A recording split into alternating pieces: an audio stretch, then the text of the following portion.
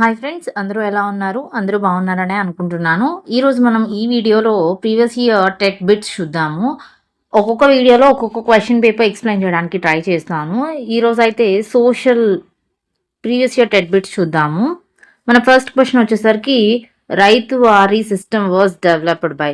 రైతు వారీ సిస్టమ్ అనేది ఎవరు డెవలప్ చేశారు? ఏ బ్రిటిష్ జనరల్ డెవలప్ చేశారు అని అడిగారు. బేసిక్గా రైతు వారీ సిస్టమ్ అనేది ఒక ల్యాండ్ రెవెన్యూ సిస్టమ్ అనమాట. ఇది డెవలప్ చేసింది ఎవరు?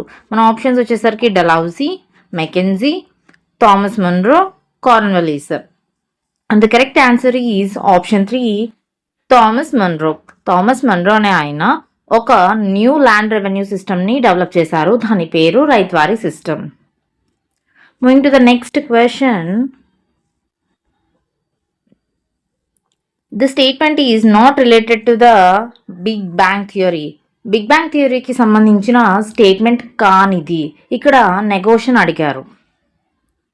మన ఆప్షన్స్ వచ్చేసరికి proposed by Georges Lemaitre, describes about the origin of earth, the universe grew from the size of an atom and has been expanding, tiny atom exploded about 13.7 billion years ago. ఈ four ఆప్షన్స్లో ఏ option big bang థియరీకి related కానిది అని అడిగారు. And the correct answer is option 2, describe about the origin of earth. Origin of earth గురించి big bang theory explain చేయలేదు. Big bang theory దేని ఆరిజిన్ గురించి ఎక్స్ప్లెయిన్ చేసిందో కామెంట్ సెక్షన్లో కామెంట్ చేయండి. Moving to the next question. Pataliputra was the capital city of this dynasty. Pataliputra అనేది ఏ dynasty capital అని అడిగారు. మనకి ఏ క్వశ్చన్ ఏ టెక్స్ట్ బుక్ నుంచి వచ్చిందో కూడా చెప్తాను నేను. మన ఫస్ట్ క్వశ్చన్ వచ్చేసరికి రైతువారీ సిస్టమ్. ఇది క్లాస్ 8 అవర్ పాస్ అని టెక్స్ట్ బుక్ టైటిల్ ఉంటుంది. క్లాస్ 8 హిస్టరీ నుంచి తీసుకున్నాము ఫస్ట్ క్వశ్చన్. సెకండ్ క్వశ్చన్ వచ్చేసరికి క్లాస్ 7 నుంచి తీసుకున్నాము సోషల్ టెక్స్ట్ బుక్ నుంచి. ఈ Pataliputra was the capital city of this dynasty. ఇది మనకి క్లాస్ 6లో మహాజనపదాస్ అనే ఒక లెసన్ ఉంటుంది. ఆ మహాజనపదాస్ అనే టాపిక్లో నుంచి అక్కడ మనకి రైట్ సైడ్లో ఒక డయాగ్రామ్ ఉంటుంది. ఓల్డ్ ఇండియా మ్యాప్, మహాజనపదాస్ అన్నీ మార్క్ చేసి ఉంటుంది. అది మ్యాప్ అనేది మనం చూసి చూడనట్టు వదిలేసాం, కానీ ప్రతి 16 మహాజనపదాస్ నేమ్స్, వాటి యొక్క క్యాపిటల్స్, వాటి యొక్క ఆరిజిన్, రివర్స్ కూడా మనం గుర్తుపెట్టుకోవాల్సింది, ఖచ్చితంగా గుర్తుపెట్టుకోవాలి. సో అది ఆ మ్యాప్ కరెక్ట్గా చదివిన వాళ్ళు ఈ క్వశ్చన్కి బాగా ఆన్సర్ చేస్తారు. Pataliputra was the capital city of this dynasty. Anga, Kosala, Maurya, Asmaka. And a correct answer is Mauryan dynasty. Mauryan డైనాసిటీకి క్యాపిటల్ వచ్చేసరికి Pataliputra. Moving to the next question. This is not a tributary of river Krishna. River కృష్ణకి ఉప్పనది కానిది ఏది అని అడిగారు. ఇది బేసిక్గా మనకి క్లాస్ 5 నుంచి వచ్చింది. క్లాస్ 5లో మనకి ఒక లెసన్, అంటే లాస్ట్ లెసన్కి ముందు లెసన్ అనుకుంటాను, మనకి కృష్ణా రివర్ గురించి, ప్రకాశం బ్యారేజ్ గురించి, వీటి గురించి ఇస్తారనమాట. ఆ లెసన్లో ఉన్నది ఇది రివర్ కృష్ణ గురించి. రివర్ కృష్ణకి 14 ట్రిబ్యూటరీస్ ఉంటాయి. ఆ 14 ట్రిబ్యూటరీస్ నేర్చుకోవాలి మనం. ఆ 14 ట్రిబ్యూటరీస్ ఖచ్చితంగా నేర్చుకోవాలి. నేర్చుకుంటే ఒక కోడ్తో నేర్చుకుంటే మనకి ఈజీగా ఉంటుంది. సో రివర్ కృష్ణకి ట్రిబ్యూటరీ కానిది ఏదని అడిగారు. మన ఆప్షన్స్ వచ్చేసరికి Tungabhadra, Bhima, Koyna, Sabari. And the correct answer is Sabari.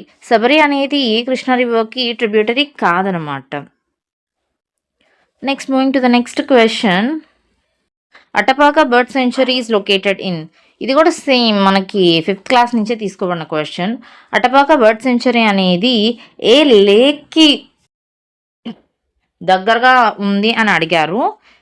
మన ఆప్షన్స్ వచ్చేసరికి Pulicat lake, Kolleru lake, sambar lake and Chilaka lake. మనం ఇంకా క్లియర్గా చెప్పాలంటే అటపాక బర్డ్ సెంచరీ మన స్టేట్లోనే ఉంది. సో మన స్టేట్లో పులికాట్ లేక్ ఉంది, కొల్లేరు ఉంది.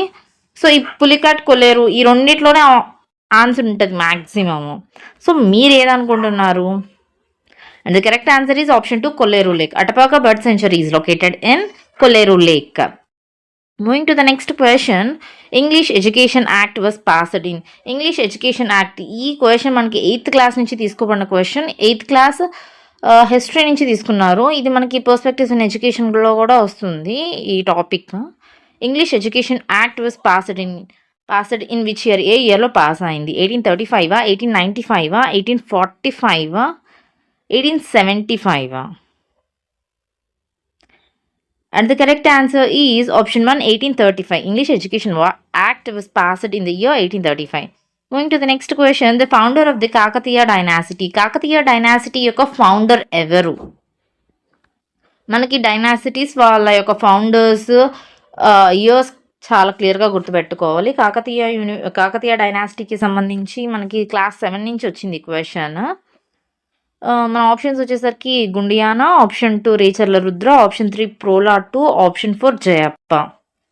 And the correct answer is Recherla Rudra. Recherla Rudra is the founder of Kakatiya dynasty. Prola 2 అనే ఆయన he is the last person in Kakatiya dynasty, I think so.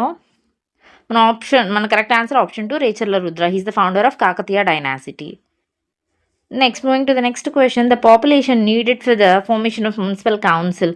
ఇది క్లాస్ 7 పాలిటీ నుంచి తీసుకున్నారు. అంటే క్లాస్ 7 టెక్స్ట్ బుక్లో పాలిటీ లెసన్స్లో నుంచి తీసుకున్న క్వశ్చన్ అనమాట. మున్సిపల్ కౌన్సిల్ ఫామ్ అంటే ఒక ఏరియాని మున్సిపల్ కౌన్సిల్ అని పిలవాలంటే ఆ పాపులేషన్ ఎంత ఉండాలి, ఏ రేంజ్ మధ్యలో ఉండాలి అని అడిగారు. మన ఆప్షన్స్ వచ్చేసరికి 50,000 నుంచి 2 lakhs, 60,000 నుంచి 3 lakhs, 40,000 నుంచి 3 lakhs, 40,000 నుంచి 5 lakhs. And the answer is option 3.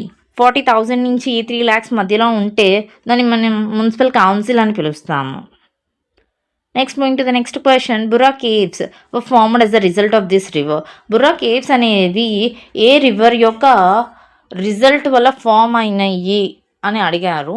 ఈ క్వశ్చన్ మనకి జాగ్రత్తగా చదువుంటే క్లాస్ 5లో class 5th class EVS textbook నుంచి వచ్చిన క్వశ్చన్ అనమాట.